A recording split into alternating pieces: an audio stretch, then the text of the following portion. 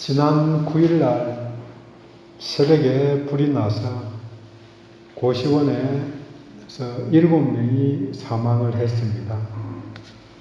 사망자의 대부분은 창문이 없는 방에 있던 사람이었다고 합니다.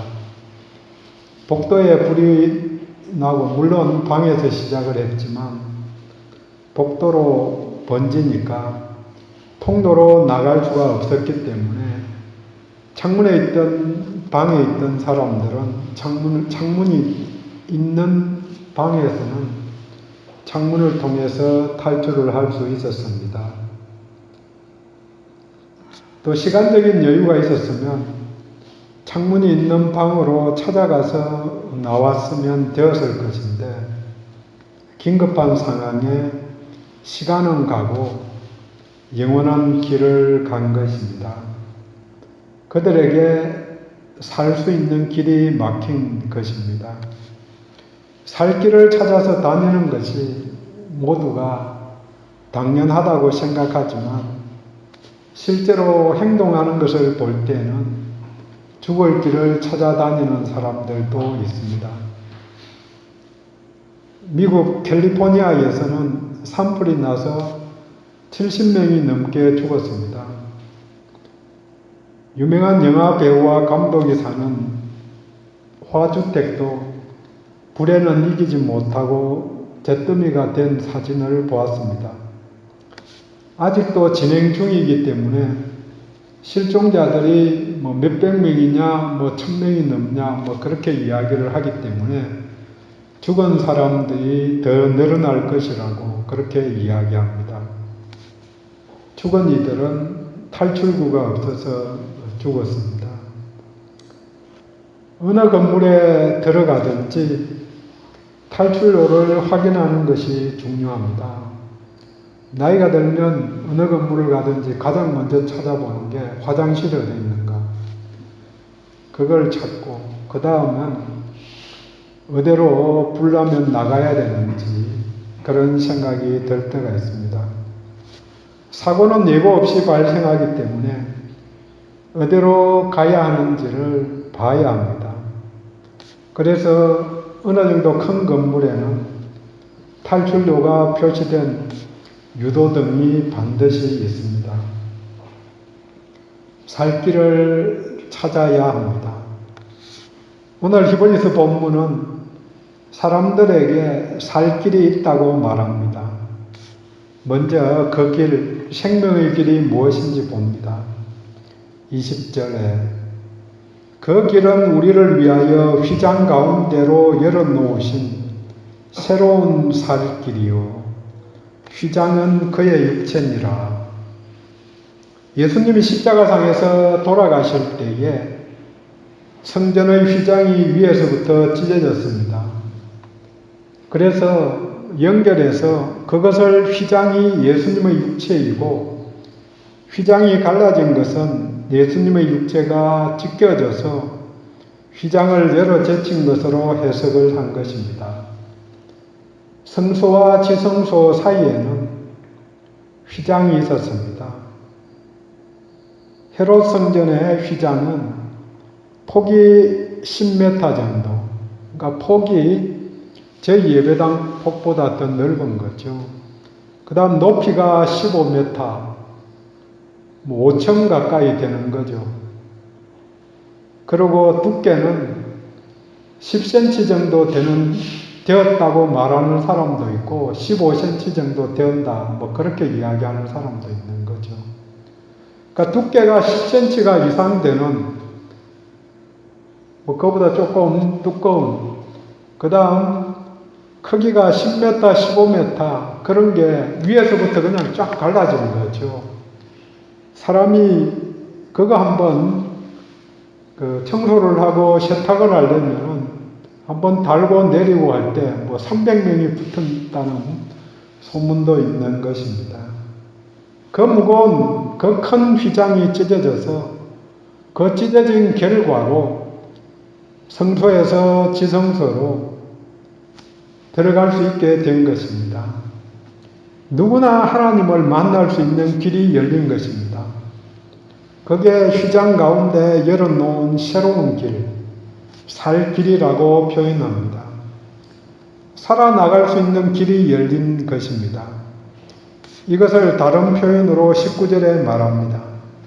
우리가 예수의 피를 힘입어 성소에 들어갈 담력을 얻었나니, 성소에 또 지성소까지 들어갈 수 있게 되었습니다. 예수의 피를 힘입어서 예수의 피를 의지해서 가능하게 되었습니다. 중요한 점은 이 사실이 우리들에게 적용이 되었다, 적용될 수 있다는 일입니다.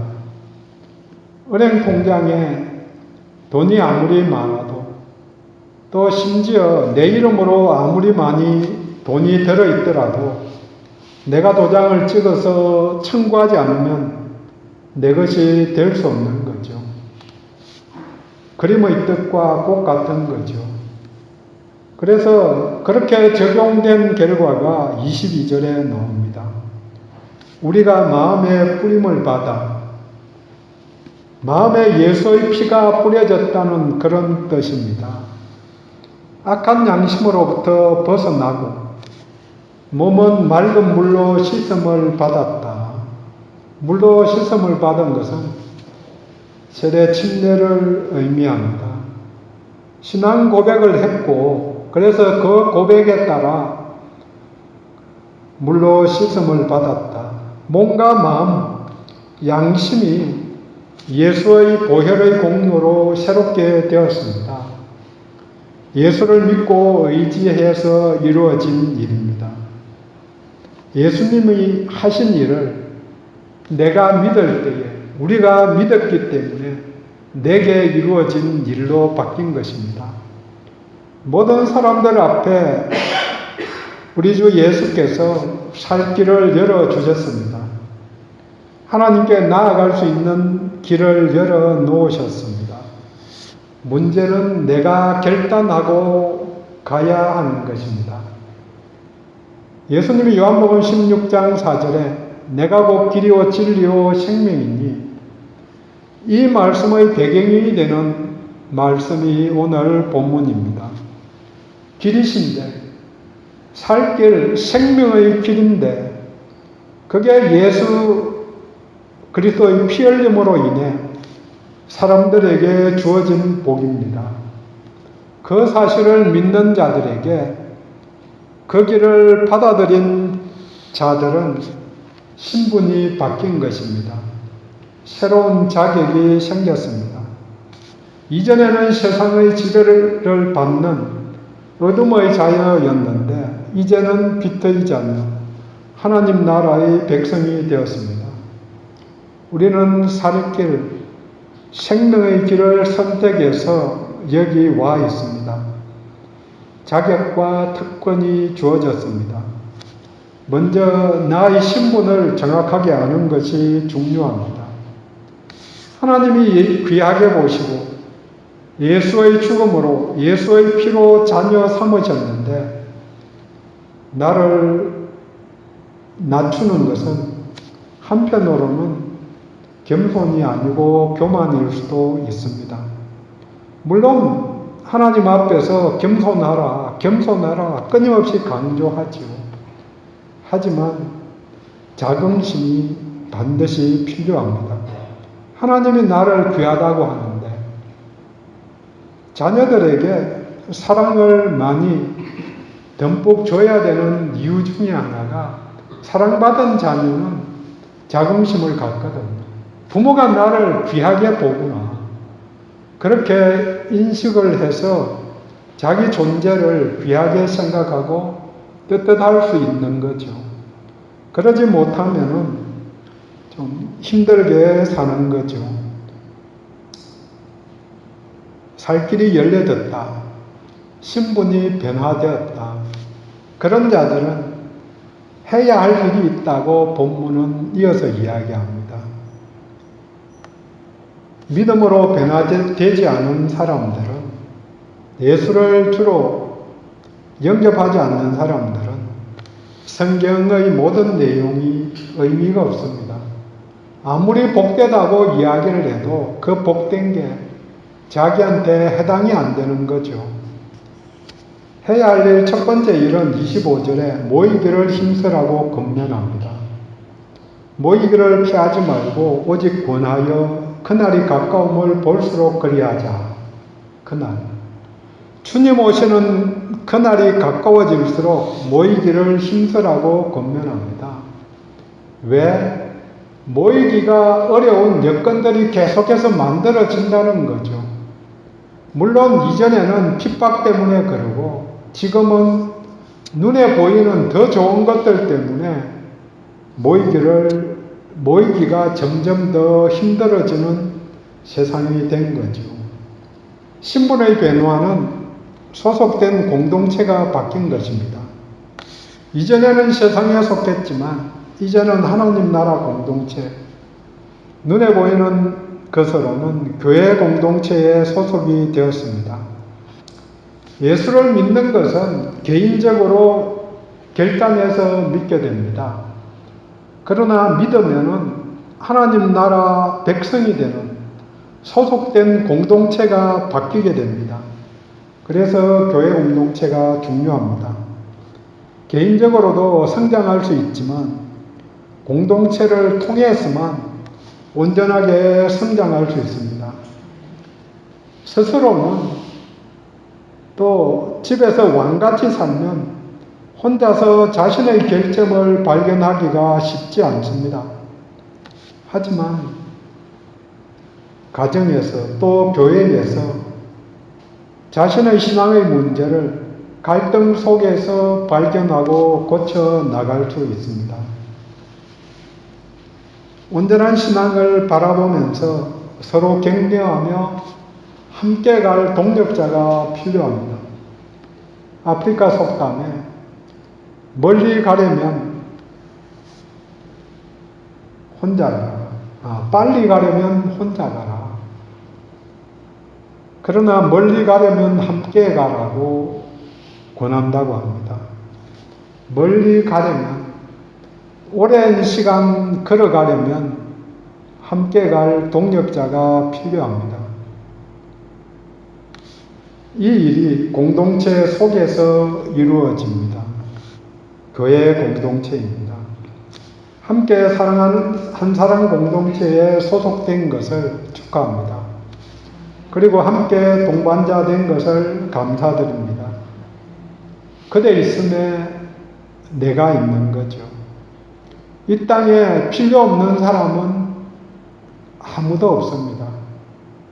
반면교사가 되든지 운명교사가 되든지 서로가 서로를 보고 배워나가는 거죠.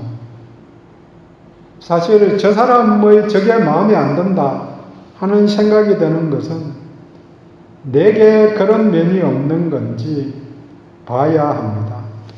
왜 예민하게 반응하는가? 어떤 사람들은 무심하게 넘어가는데 내가 싫어하는 것을 자극하기 때문입니다. 예수 기도가 끊임없이 필요합니다. 하나님의 아들 주 예수여, 이 죄인을 불쌍히 여기소서. 저 사람의 저 점을 용납하기 힘든 이 마음을 불쌍히 여겨 주옵소서. 그럴 때에 한 걸음 더 가까이 나아갈 수 있게 됩니다. 해야 할 일, 두 번째 일이자 모여서 해야 할 일들이 있습니다. 신분이 변화된 것은 할 일이 있다는 의미입니다. 내게 주어진 것, 가진 것이 사역의 출발입니다. 젊은이는 젊음이 자산이고 부자는 재산이 자산입니다. 건강한 사람은 건강이 자산이고 하나하나 따져보면 누구나 자산이 있습니다. 가장 귀한 자산이 시간입니다. 시간과 바꿀 수 있는 게 없잖아요. 물론 요즘은 의술이 발달해서 거의 반쯤 간 사람은 살려낸다고 의사들이 이야기를 합니다. 그 덕분에 수명이 많이 늘어났죠. 그래서 뭐 90 안 되어서 가면 일찍 간 사람 되는 거죠. 지금 우리들의 분위기가. 그래서 주변에 90 넘은 사람들이 많이 있거든요.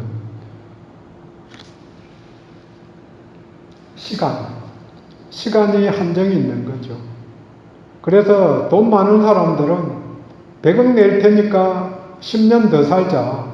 더 살게 해주겠다. 그러면 100억 내고 더 살겠다고 하는 사람들 줄 설 거예요. 그래서 지금 의술로는 어쩔 수 없지만 영생을 생각하면서 냉동고 속에 들어가 있는 사람들 있다는 이야기 들으셨을 거예요. 액체 질소 속에 들어가 있으면은 그대로 보존이 되어서 얼수일이 발달해서 한 50년 뒤에 자기 병 고치고 또 모든 걸 다 새롭게 바꿀 수 있는 그때 되면 깨어나겠다. 그렇게 해서 돈 몇억 내면은 거기 보관이 되니까 지금 거기 들어가 있는 사람들이 있는 거죠. 시간과 바꿀 수 있는 게 없는 건데 시간이 가장 귀한 건데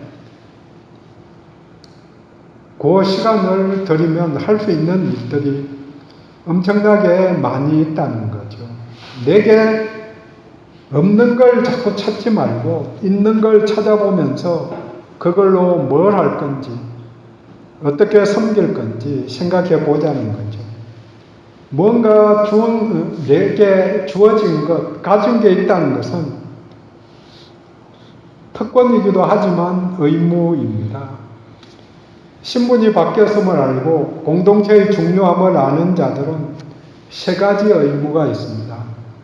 그리고 이 의무를 통해서 나를 성장시켜 줍니다. 먼저 믿음입니다. 믿음으로 하나님께 나아가야 한다고 22절에 말합니다.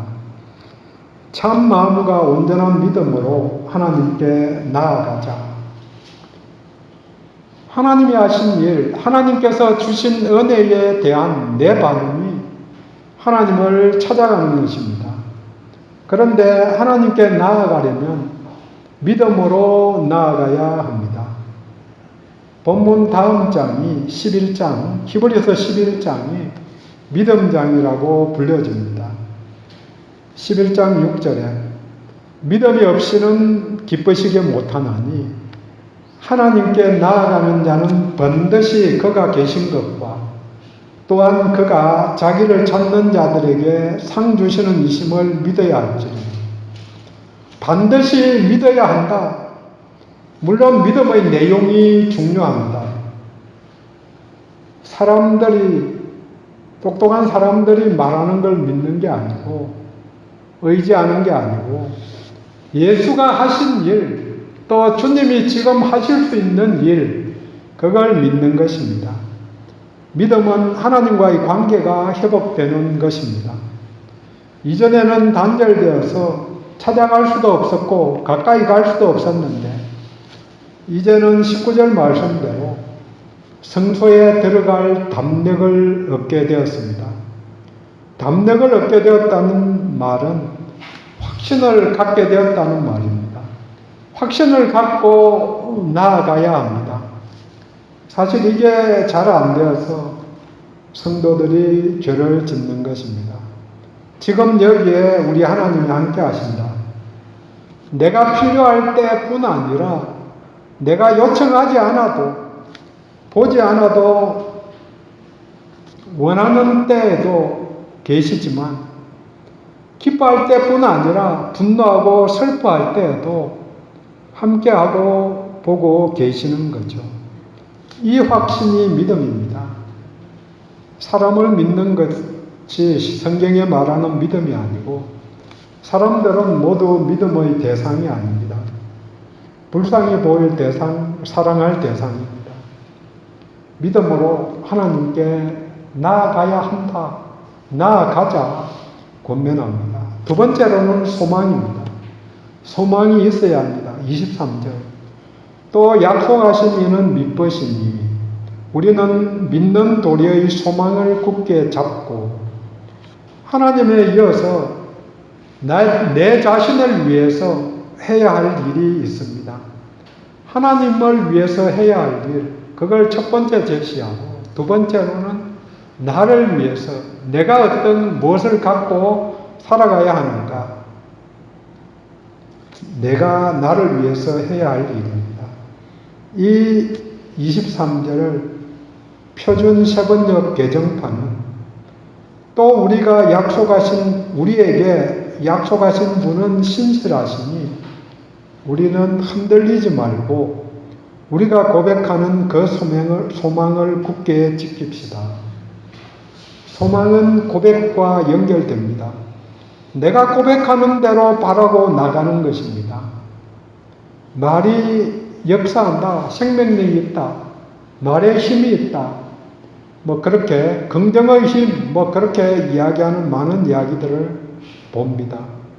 고백하는 대로 하나님이 이루시기 때문입니다.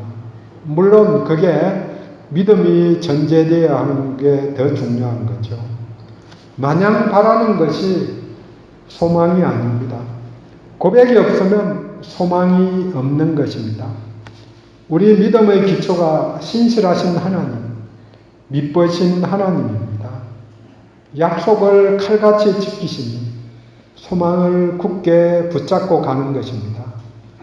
다시 오신다는 예수님의 약속이 이루어질 것이기에 믿고 기다립니다. 기도도 응답해 주실 것을 알기에 요청합니다. 물론 내가 바라는 대로 그대로 응답해 주시지 않으셔도 우리를 선하게 인도해 주실 것을 믿기 때문에 감사드립니다. 말세를 살아가며 중요한 소망은 우리 주 예수님이 다시 오실 것이라는 것입니다. 이 소망이 악한 세상을 살아가는 데에 반드시 필요한 가치입니다. 현재는 비록 악이 번성하고 악이 선을 이기는 것 같지만 우리 주님 오셔서 평정하실 것입니다. 마지막으로 사랑입니다. 24절 서로 돌아보아 사랑과 선행을 격려하며 서로 이웃을 향한 사랑입니다. 받은 복을 나누어 주는 것이 사랑입니다. 사랑을 받은 사람이 사랑할 수 있습니다. 하나님에 대한 믿음, 스스로에 대한 소망, 서로를 위한 사랑, 이 세 가지가 모두 필요합니다. 세 가지 다 관계와 관련됩니다. 하나님과의 관계, 자신 속에서의 관계, 그리고 이웃과의 관계, 이걸 잘 이끌어가는 게 필요합니다. 이 관계의 핵심이 믿음, 소망, 사랑으로 사는 것입니다. 사랑은 선행으로 드러납니다. 선한 행동이 결합되지 않은 사랑은 사랑이 아니죠. 그리고 서로 돌아보지 않으면 다른 사람을 이해할 수 없습니다. 다른 사람들의 마음을 이해할 수 없으면 사랑할 수 없죠. 사랑의 출발이 서로 돌아보는 것입니다. 이전에는 저녁 때 굴뚝에서 연기가 나는 것을 보고는 밥을 하는 줄 알고 또 먹을 것이 있는지 알았습니다. 불도 안 떼는 집은 먹을 게 없는 집이라는 거죠. 하지만 지금은 이웃이 죽어도 몇 달이 가도 알 수 없는 시대, 단절의 시대, 종말의 시대가 된 것입니다. 저희들 어릴 적과 비교해 보면 얻은 것은 돈이지만 이런 것은 인간관계라는 생각을 해보았습니다. 서로 돌아보아 이것이 이웃과의 관계에서 출발입니다. 정리합니다. 새로운 살 길이 열렸습니다. 우리를 위하여 휘장 가운데로 열어놓으신 길을 예수의 피를 힘입어 들어가게 된 것입니다. 예수님은 하나님의 집을 다스리는 큰 제사장입니다. 예수의 피가 우리들 마음에 뿌려졌기 때문에 악한 양심에서 벗어나게 되었습니다. 그러니 이제 주님 오실 날이 더 가까워져 가니 우리는 모이기에 힘써야 합니다. 그리고 믿음으로, 참 마음과 온전한 믿음으로 하나님께 나아가야 합니다. 믿음은 올바른 방향을 정해줍니다. 약속하신 하나님은 신실하시기 때문에 믿음을 고백한 대로 소망을 굳게 잡고 가야 합니다. 소망은 끝까지 갈 수 있게, 인내할 수 있게 도와줍니다. 마지막으로 서로 사랑하고 선행을 격려해야 합니다. 사랑은 함께 가면서 기쁨을 누리고 동행할 수 있게 힘을 줍니다. 믿음, 사랑, 소망 다 중요한데 바울이 사랑을 강조한 것은 현재를 살아가는데 좀 더 관심을 갖고 실천해야 할 덕목으로 그렇게 보았기 때문일 것입니다. 예수 안에서 출발이 믿음, 끝까지 가는 데에 소망, 현재를 기쁘게 사는 길이 사랑 나누는 것입니다. 내게 무엇이 부족한가요? 부족한 것을 예수 안에서 구하고 찾을 수 있기를 원합니다. 기도합니다.